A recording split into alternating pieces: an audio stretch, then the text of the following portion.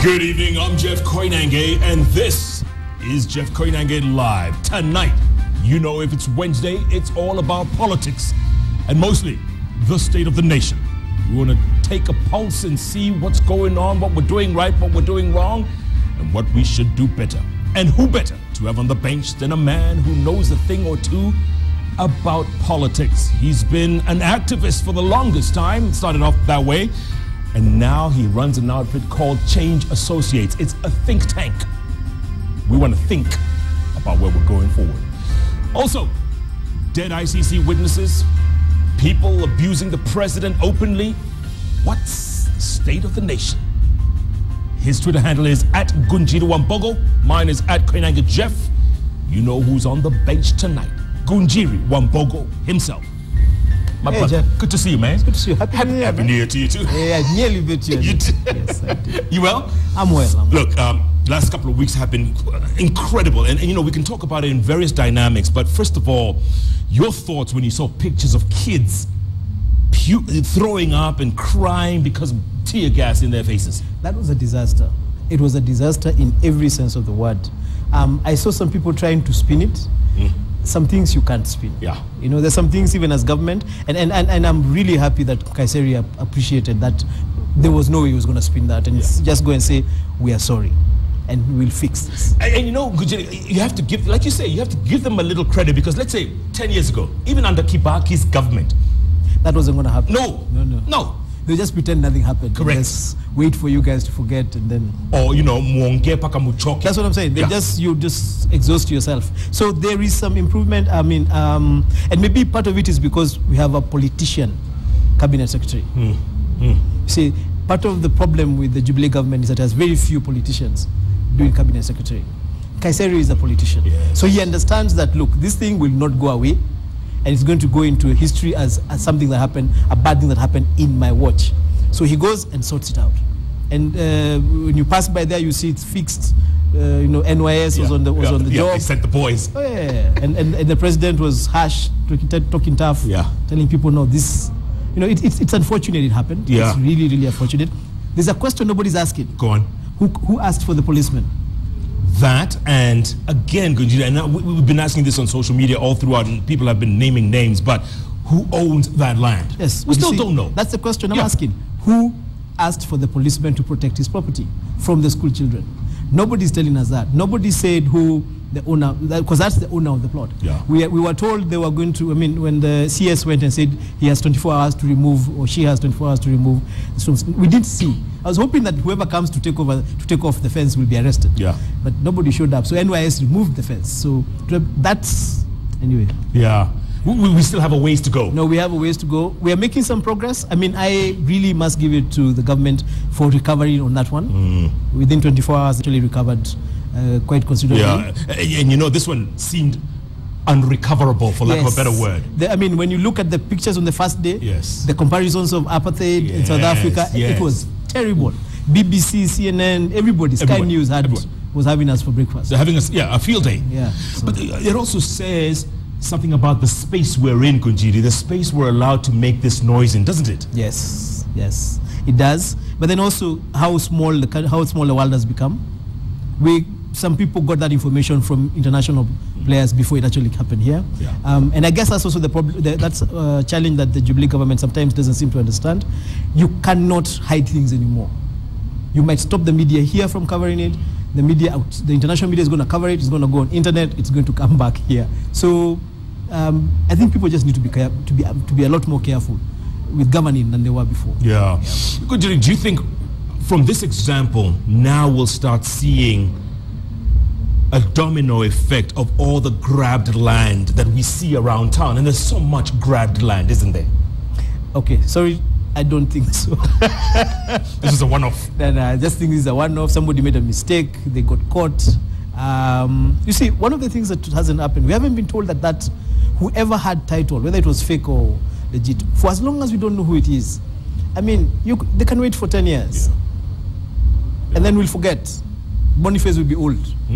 You wouldn't be able to go and tell those kids to go on strike.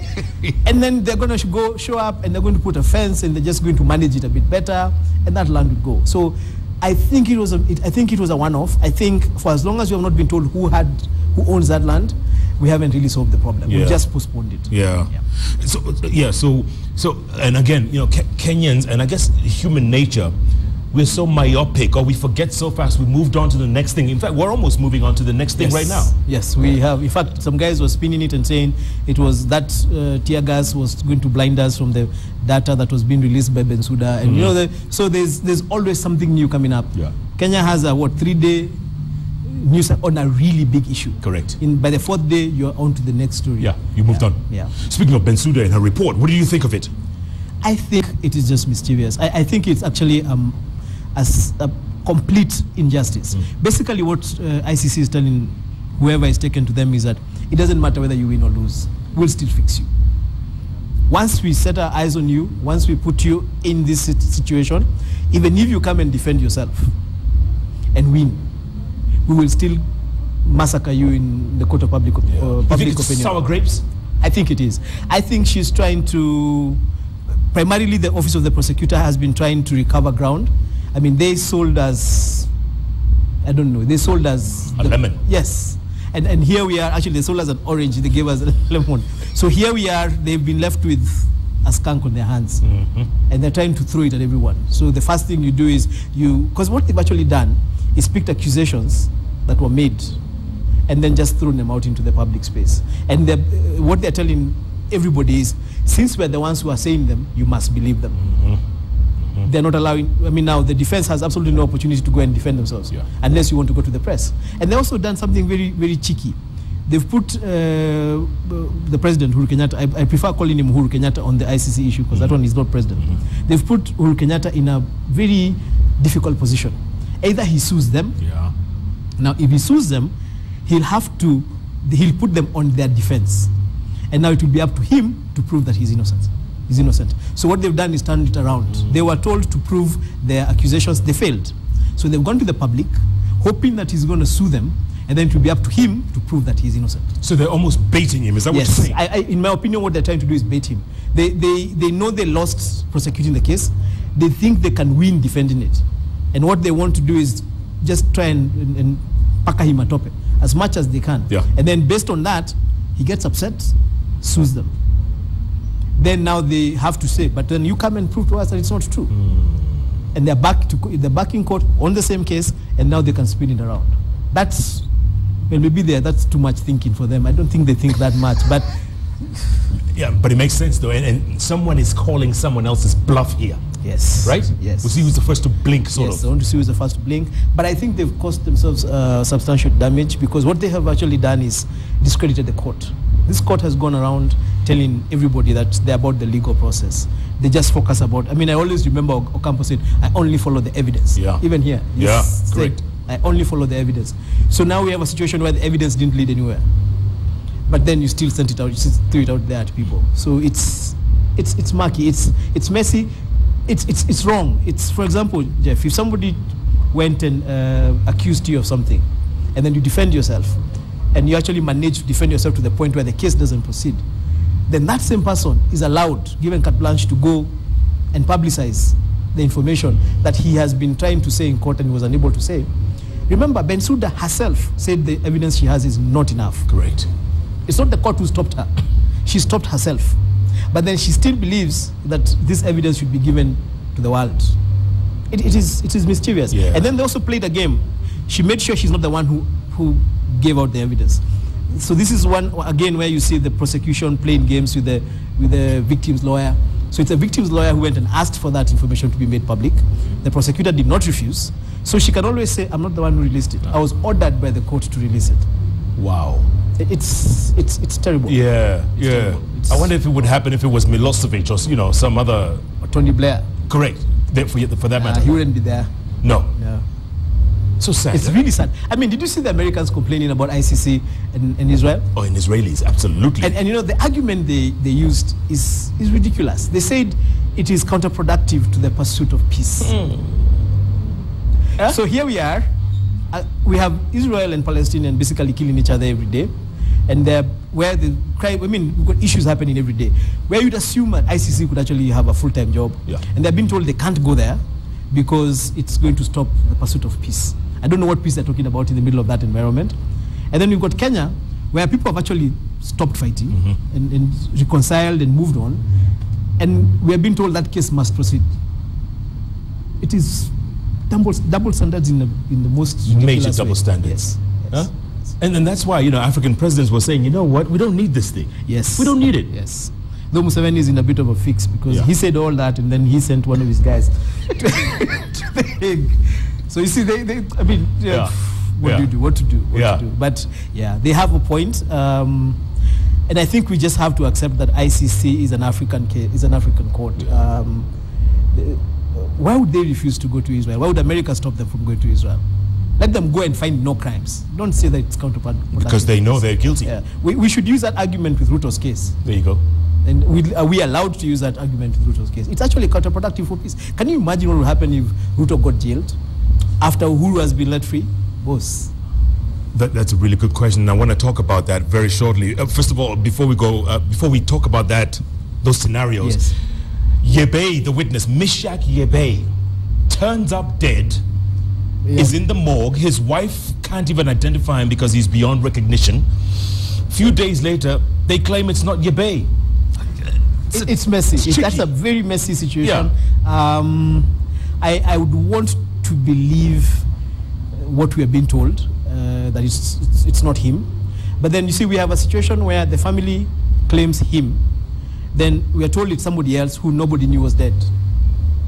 And so let's wait. I'd really want to wait for this DNA test and see whether it's Yusuf, right, or Yebe. But whichever way it is, it's opened a lot of conversations about the whole idea of witnesses. This argument about whether witnesses were being compromised, but also about whether the ICC actually protected its witnesses.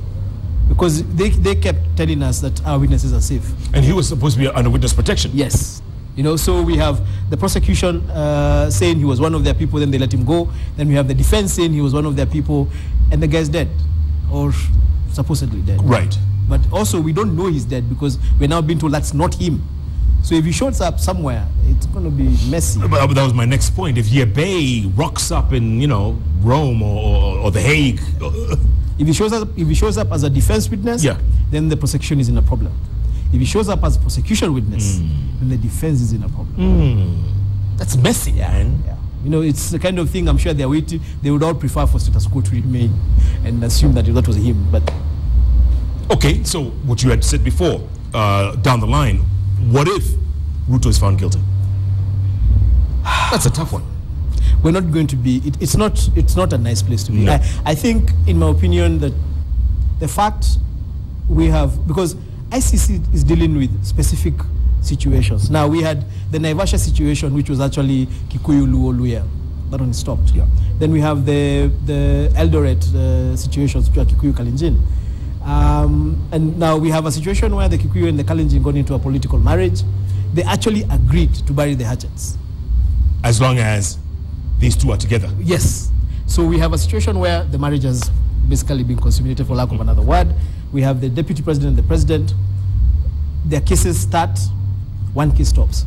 And for me, my problem is when ICC began these cases, it was very clear they made a political calculation. 3 people from ODM, 3 people from PNU. And the reason they made that calculation, and I'm not very sure that I remember Ocampo trying to explain that part of the calculation was because they needed to sustain the environment that Kenya was in. So we are now in a situation where that calculation is no longer applicable. So you're actually pursuing one side. Correct. The fact that William Ruto is no longer in ODM doesn't apply because he was in ODM as a community, for lack of another word. That community is somewhere. I think we can never pretend that bad things did not happen in 2007. And you were in the middle of it. Yes, we found them and we talked about them and we learned that they happened. But to imagine that you can punish one side of that divide and not another one, and that Kenya will be the same after that, would be taking this assumption too far. I think Kenyans should be allowed to sort out the issue of what they want to do with anybody who is suspected to have been involved in violence themselves. Yeah. What about do what Kenyans or Africans traditionally and have forever done, replace one with another? That could happen, and I think that is the biggest challenge for the deputy president. If something happened and he's replaced as the regional leader, then he's in trouble. Yeah, yeah. Because then a lot of the arguments that have been made for this case to be stopped stop being applicable anymore. And also, who do you find who's, for lack of a better phrase, and I called it this a lot of times until he told me to stop, but I'll say it again. He was, or he is, the king of the rift. He's the guy. I mean, there's no doubt about it. There's no doubt about it. Uhuru is the president of Kenya, but then he's still the king of Central. Yeah. You know, there's no doubt about it. And we need to accept that that's how Kenya works. Raila is the king of Nyanza. I mean, you can cut out the Kisii a bit, but primarily Nyanza, that's sorted. Yeah. Western, haven't figured it out. Joho is fighting for the coast. Correct. That's how Kalonzo is Eastern, or at least Kamba Eastern. And that is how it is, at least at the moment. We can wish it was different. We can pretend that that's not the case, but the reality is that is the position right now. And if something happens to Ruto, because a lot of the arguments about anything that he's accused of will be argued on the basis that we were doing this as a community decision. The same way anything that you could have accused Uhuru was of, Kikuyu will stand up and say, no, it was a defense process. Worst case scenario, assuming even if it was true, it would have been on a defense. So you can't accuse any one person of this situation. And that is the problem we have with these cases. You can't accuse just one side. Just one person. Yeah. It's just not possible. It makes no sense. No. Ngunjiri, I want to take a break, come back and talk about, now that we're on the whole Jubilee thing, what happens when you combine TNA and URP, you get JAP? You get a baby called JAP. What is up with that? And will JAP work? Because there's already some maneno, there's already some noise coming out, especially the Rift, saying they don't like this marriage, they don't like this coming together of this party. Let's talk about that going forward. And also other things that are happening, man. I mean, look, Wadi's in jail. What should he do? What should we do? Well, he said some bad stuff. Yes, he did say some bad stuff. Oh, he said some really bad stuff. Though people will argue that other people say some really bad stuff. Yeah, Moses Kuria. Yes, but see, Moses Kuria is smart enough to hire some smart lawyers. Wadi, unfortunately, didn't go that far. Ngunjiri Wambugu, let's take a break, come back. His Twitter handle is @Ngunjiri Wambugu. Mine is @Koinange. Jeff, the hashtag is JKL. We are talking about the state of the nation. What's ticking and what's not. What is hot and what's not as well. Real serious conversation, candid and sober, going forward. JKL takes a break. We'll be back in a moment.